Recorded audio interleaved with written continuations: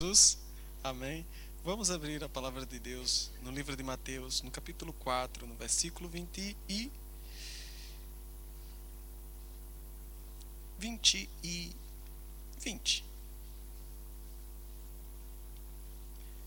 Mateus 4, 19 e 20.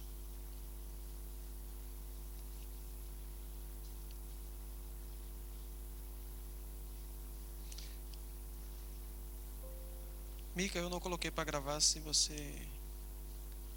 Já? Ok. Disse-lhe Jesus, 19: Vinde após mim, e eu vos farei pescadores de homens. Imediatamente eles deixaram as redes e o seguiram. Senhor, fala ao nosso coração, Pai, em nome do Senhor Jesus Cristo. Que o Teu Espírito Santo encontre liberdade em nós, Senhor, em nome do Senhor Jesus Cristo, para receber a Tua palavra. Que o Teu Espírito Santo encontre em nós terra fértil, em nome do Senhor Jesus Cristo. Que o Teu Espírito, Senhor, fale à Tua igreja, porque nós necessitamos ouvir a Tua voz. É a Tua voz, Senhor, que nos leva em pastos verdejantes e por águas tranquilas. Deus, é a Tua palavra, Senhor, que nos alimenta, que nos sustenta. Em nome do Senhor Jesus Cristo, Deus, queremos viver na plenitude da Tua palavra. E, Senhor, em nome do Senhor Jesus Cristo, queremos viver, Senhor, de forma plena em Ti. Em nome do Senhor Jesus. Amém. Graças a Deus. Neste versículo aqui, no capítulo 4, no versículo 19 e 20, fala aí dos primeiros, está falando aqui dos primeiros discípulos, a partir do 18, né? Jesus Cristo tem acabado de sair, passar pelo processo de tentação, passar pelo batismo, e agora Jesus inicia o seu ministério. Arrependei-vos, pois está próximo o reino dos céus, no versículo 17. E no versículo 18, ele encontra os seus primeiros discípulos, e aí ele faz esse questionamento, melhor dizendo, ele dá essa ordem, não é? Vinde após mim e eu vos farei pescadores de homens. E diz no versículo 20. O que é que diz no versículo 20? Então eles, deixando logo as redes, seguiram-nos. Em outras traduções, na minha tradução, tira o logo pelo imediatamente. E esta palavra, imediatamente, é o que o Senhor me fez refletir, pensar sobre a nossa vida, o nosso chamamento, o nosso chamado, aquilo que Deus tem nos chamado, aquilo que nós temos feito para Deus. E a pergunta que Deus ministrou no meu coração é: quanto tempo mais o Senhor vai ter que esperar para que a gente dê resposta ao chamamento dele? Quanto tempo mais o Senhor vai ter que esperar para que você, para que eu, para que nós atendamos ao chamamento que ele já nos fez? Quanto tempo mais vamos dizer sim, Senhor? Me chamaste? Olha, no versículo 18 diz assim: andando Jesus junto ao mar da Galileia, viu dois irmãos, Simão, chamado Pedro, e André, os quais lançavam as redes ao mar, pois eram pescadores. Estavam no seu trabalho normal, estavam pescando para alimentar a sua família. Sabemos, Pedro era casado, fazendo a lida diária, na sua vida comum. E no meio do seu trabalho, no dia do trabalho, no meio do seu trabalho, Jesus, quem era Jesus? Quem era Jesus? Nada. Até então, nada. Jesus não tinha feito cura, Jesus não tinha feito nada. A única pessoa que sabia alguma coisa quem era Jesus Cristo foi João Batista. assim seja, e disse aos discípulos dele: vai e segue aquele homem. Mas fora isso, quem sabia quem era Jesus? O filho do carpinteiro. Talvez uma informação melhor acerca de Jesus Cristo: aos 9 anos de idade, ele estava ali pregando junto com no templo, junto com os doutores da lei. Esse menino é muito inteligente. Ah, não é filho de José o carpinteiro, como disseram? Mas este não é filho de José e Maria? Era Jesus.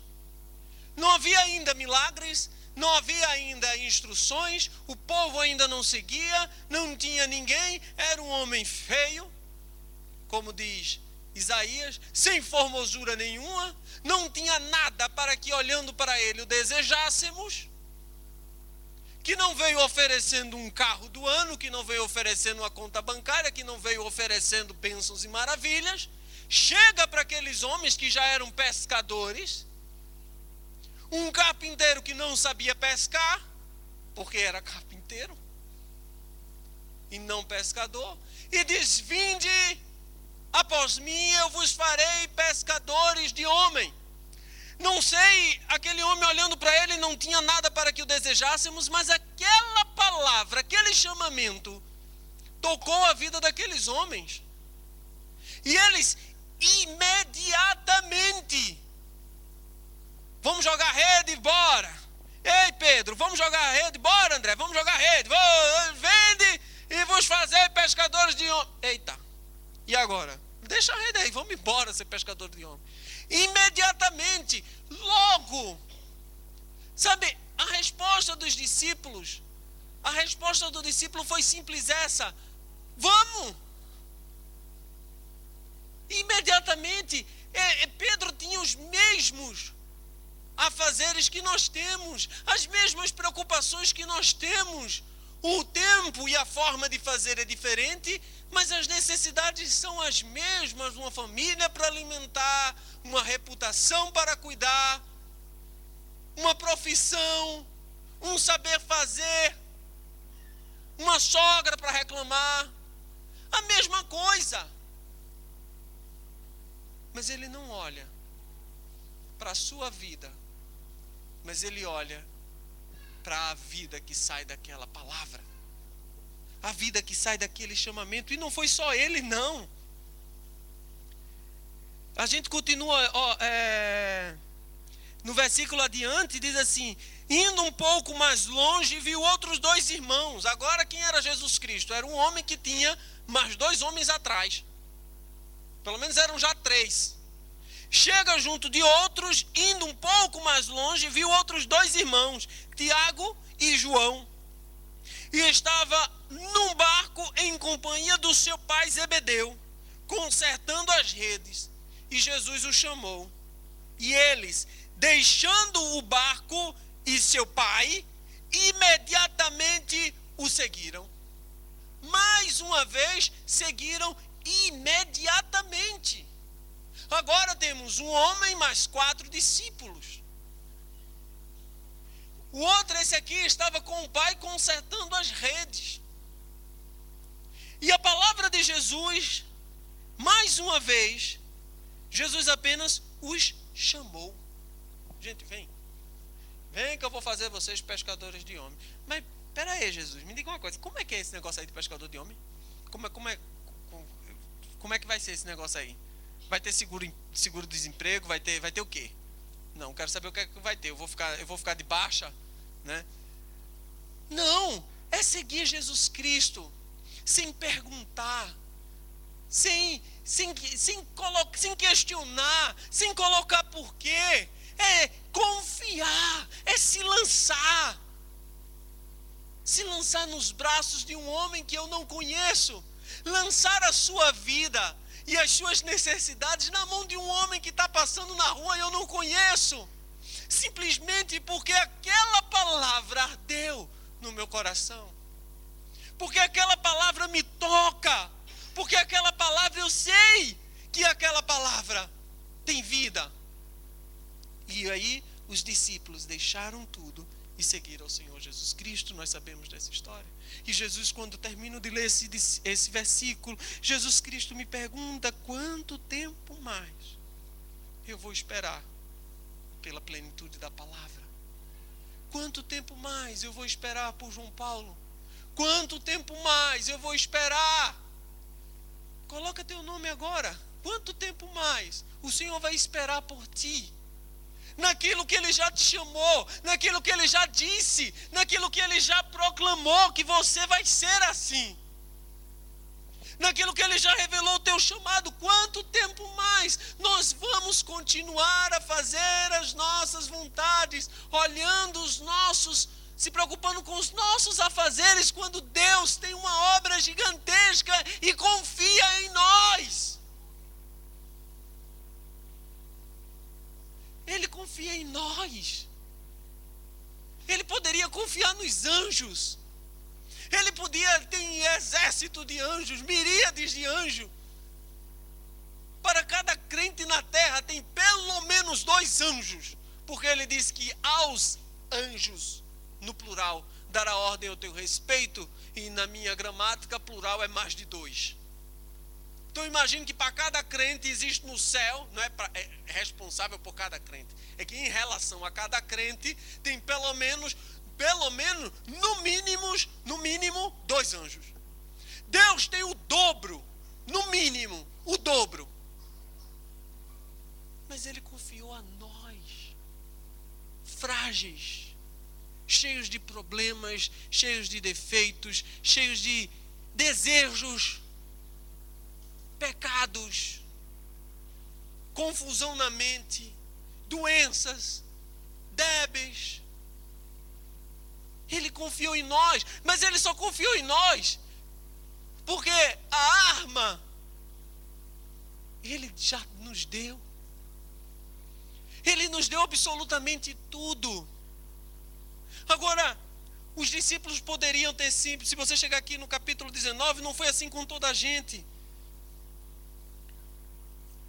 Nem todo mundo que chegou, a gente diz, se achegue a Cristo. Mas nem toda a gente que se achegou a Cristo saiu dele feliz. Nem todo aquele que pediu a Cristo saiu dele com resposta. Nem todo aquele que se achegou a Cristo saiu de lá salvo. Nem todos que chegaram a Cristo saíram da frente de Cristo com posse de vitória. Nem todos. E eu vou mostrar aqui, Mateus 19.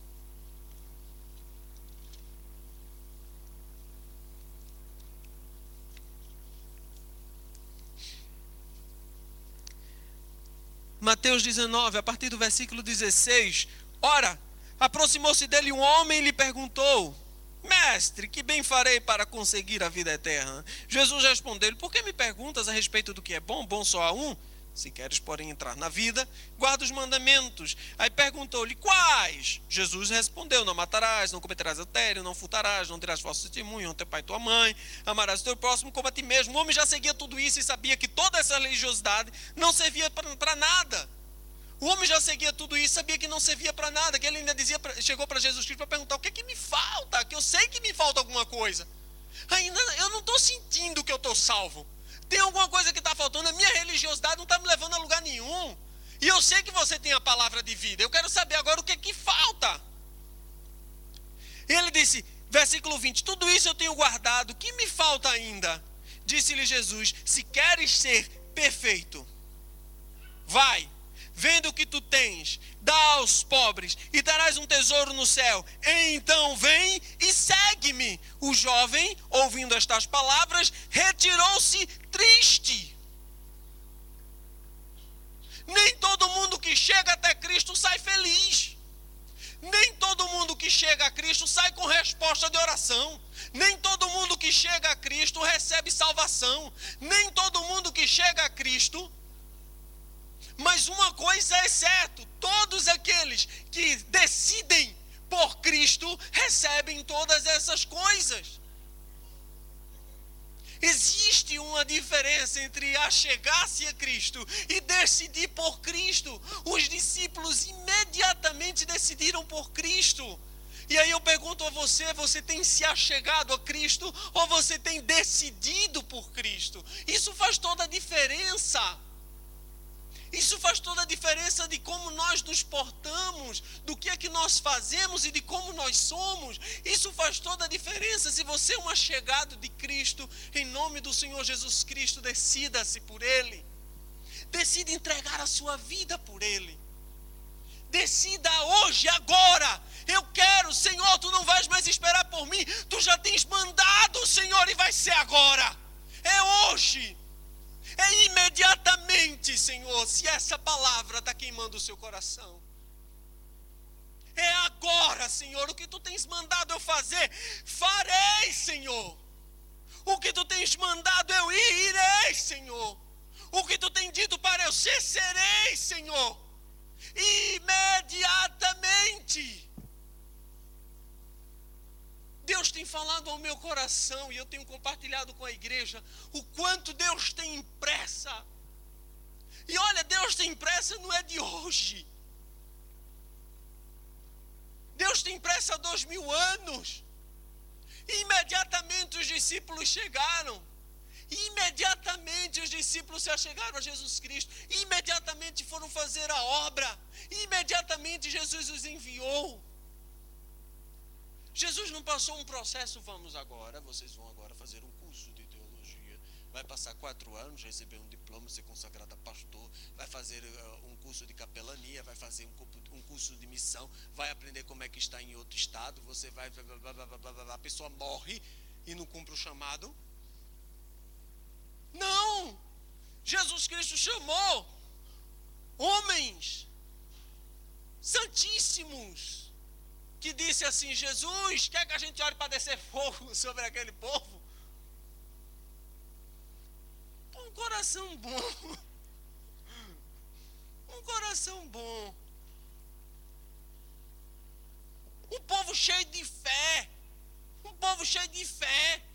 Que foram pregar o evangelho e veio o pessoal dizendo: vem cá, seus discípulos não conseguem expulsar esse demônio aqui não. Como é que é? Como é que é? Cheio de fé. Tem gente que está esperando ter uma fé gigantesca para poder ir evangelizar. Os discípulos não conseguiram expulsar o demônio. Jesus, aqui, os teus discípulos não conseguiram expulsar esse demônio. Isso aqui é coisa grande. Isso aqui não. E o que a gente está esperando para ir? O que nós estamos esperando para fazer? O que nós estamos esperando para ser? O chamamento já foi feito, sabe? Agora nós estamos perdidos. Eu estou perdido na minha vidinha. Eu estou cômodo na minha vida. Quanto tem milhares de pessoas morrendo nesse exato momento sem ter ouvido falar de Jesus Cristo. Quando tem vizinhos morrendo, quando tem o dono disso aqui morrendo. Dono desse prédio faleceu recentemente. Morrendo. Quando tem pessoas da nossa família morrendo. Quando tem nossos amigos que nós amamos morrendo. Sem ter a oportunidade de conhecer a Cristo. Por quê? Porque nós estamos esperando a boa oportunidade. Meu amado, a única coisa que nós temos que esperar é o chamamento de Cristo. Mas Cristo já nos chamou. Cristo já nos mandou. E não temos tempo. Aquele discípulo saiu triste da presença de Cristo porque não conseguiu. Meu Deus do céu.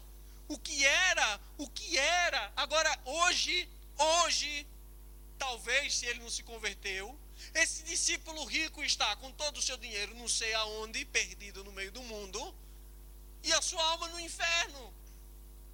Se ele não se converteu, se ele não vendeu tudo que tinha e seguiu a Jesus Cristo. Aí se você pensar que é o mesmo Deus que está falando para esse discípulo, é o mesmo Deus que falou para Abraão e disse: Abraão, dá o teu filho, o teu único filho. E se aquele mesmo Deus que falou com Abraão é o mesmo Deus que está falando com este jovem, provavelmente aquele jovem desse as costas e dissesse: vou vender agora tudo.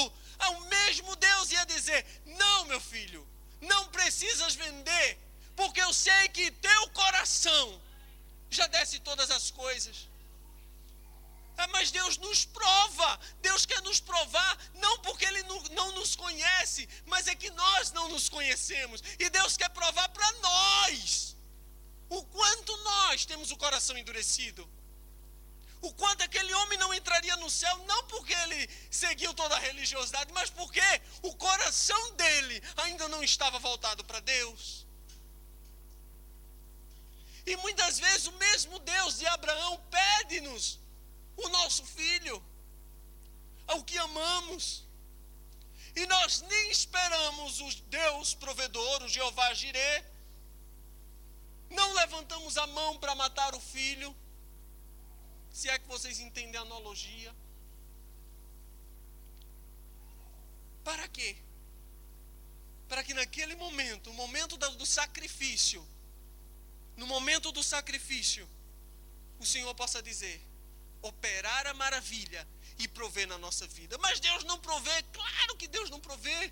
A gente não espera, a gente não chega no momento da provação de Deus, para que Ele possa prover na nossa vida. Quando Abraão deu o seu filho em sacrifício, colocou no altar, levantou a faca para matar. Naquele momento, nós hoje conhecemos um nome de Deus chamado Jeová Jireh, aquele que provê.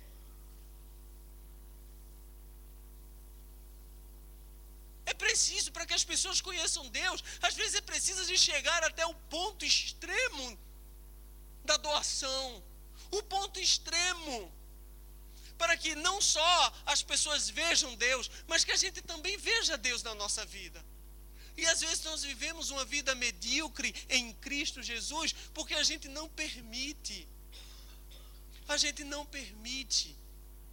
E a gente leva um evangelho de bolso.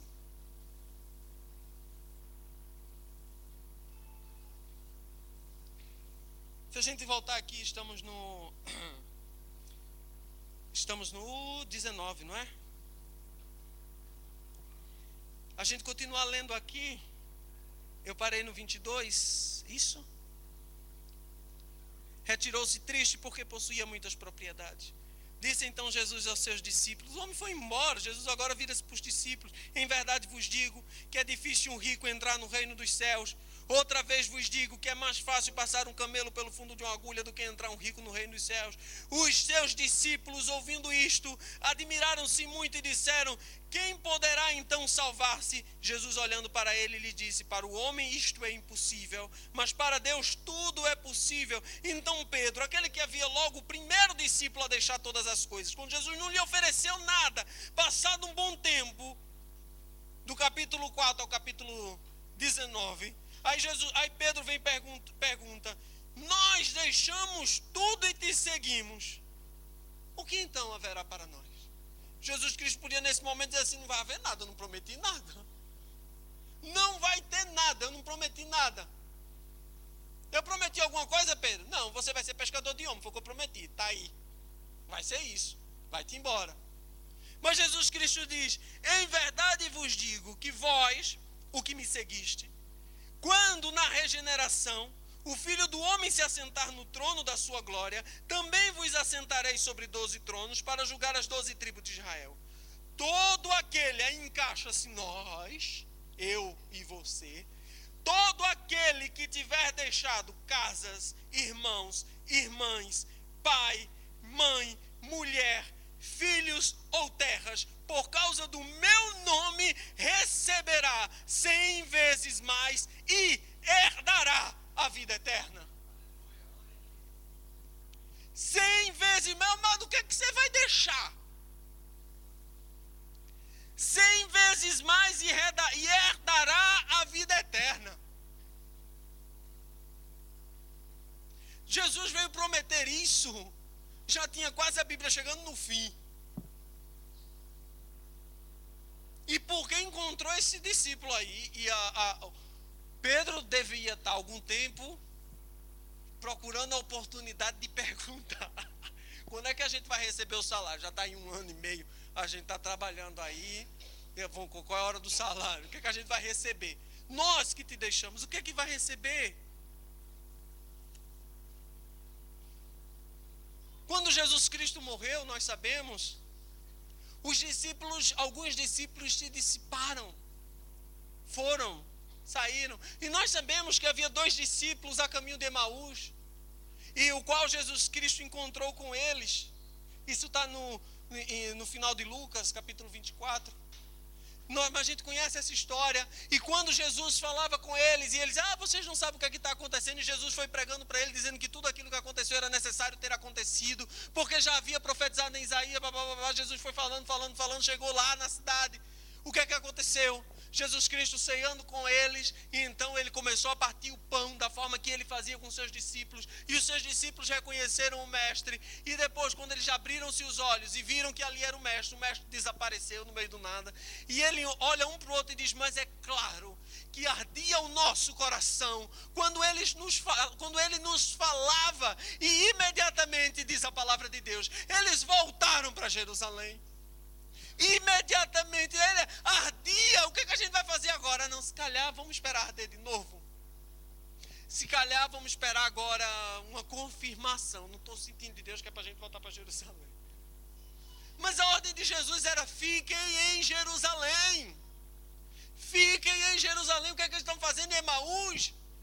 Jesus, depois de ressurreto, teve que sair buscando o povo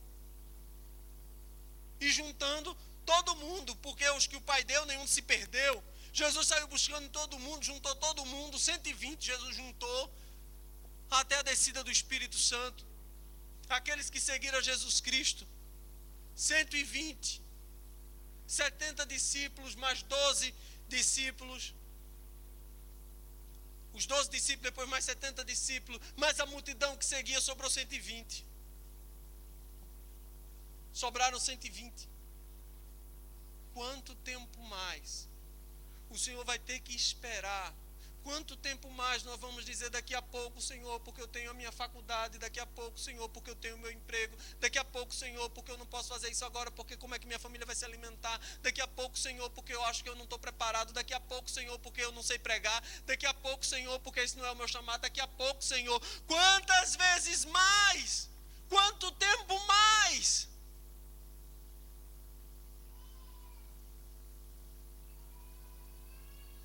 O que é que nós estamos esperando? O que é que nós estamos esperando? O que é que nós estamos esperando para tomar um posicionamento diante de Cristo? O que é que nós estamos esperando para tomar um posicionamento de vida? Sabe? Por que nós... Olha, gente, abra os olhos espirituais em nome do Senhor Jesus Cristo para perceber isso. Pai, em nome de Jesus eu te peço, abre agora, Senhor, o entendimento espiritual do teu povo, em nome do Senhor Jesus Cristo, para entender isso que eu vou dizer. Em nome do Senhor Jesus Cristo. Quantas vezes rapidamente nós recebemos o chamado de Satanás e cumprimos? Quantas vezes rapidamente nós deixamos a ira que Satanás nos chamou para ter ficar em nós? Quanto tempo mais, ou melhor dizendo, com a rapidez nós aceitamos o chamado de Satanás para pecar? Quanto tempo? Segundos.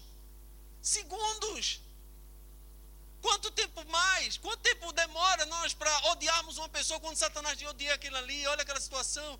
Quanto tempo nós levamos para fofocar quando Satanás diz assim, faz essa fofoca, levanta essa mentira? Quanto tempo?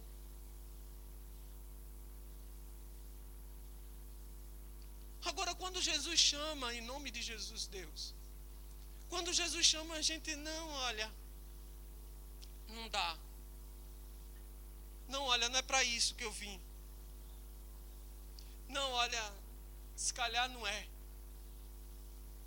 E eu sei que está ardendo no seu coração essa palavra, porque ardeu primeiro no meu. E eu sei que você precisa tomar uma decisão na sua vida, e Deus está dizendo, é hoje, é agora. Satanás não pode vencer.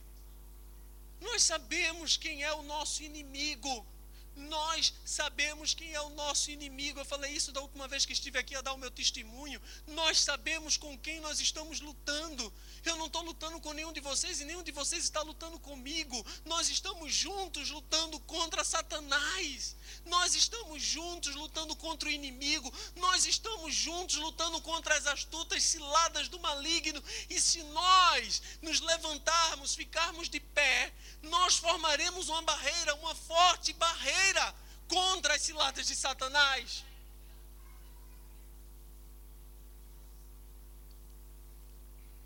Agora, se um levanta, o outro se abaixa, o outro se deita, o outro...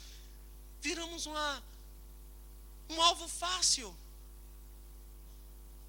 Agora, isso necessita de um posicionamento nosso.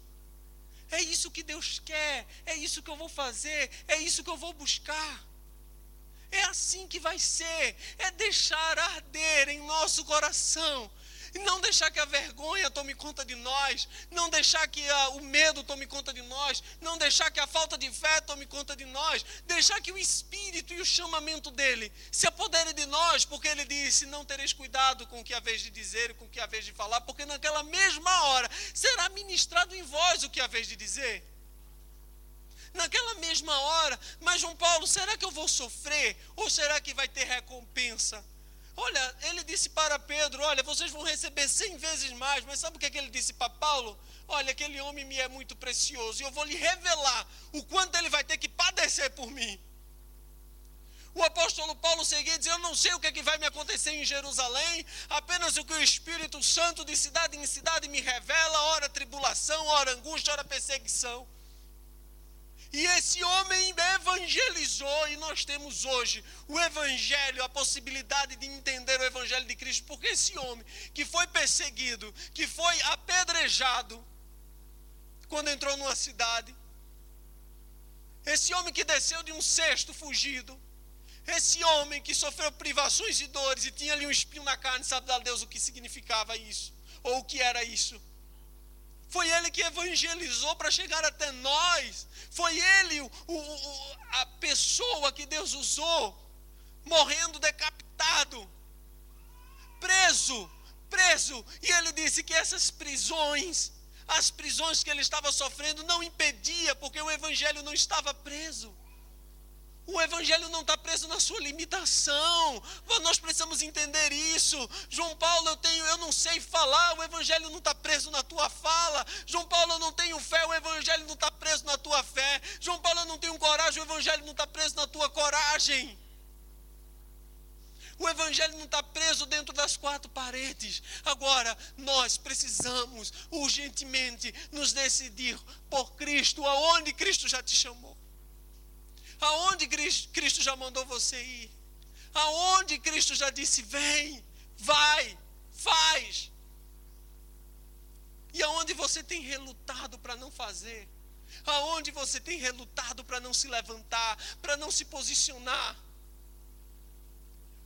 Aonde o inimigo tem fechado os teus ouvidos para tomar decisão que Deus já chamou? Meus amados, nós temos a oportunidade, como o pastor Tiago falou aqui no início, nós temos a oportunidade de fazer e fazer bem feito. Nós temos a oportunidade de fazer e fazer o melhor. Nós temos a oportunidade de viver a plenitude da palavra. Nós temos a oportunidade porque tudo que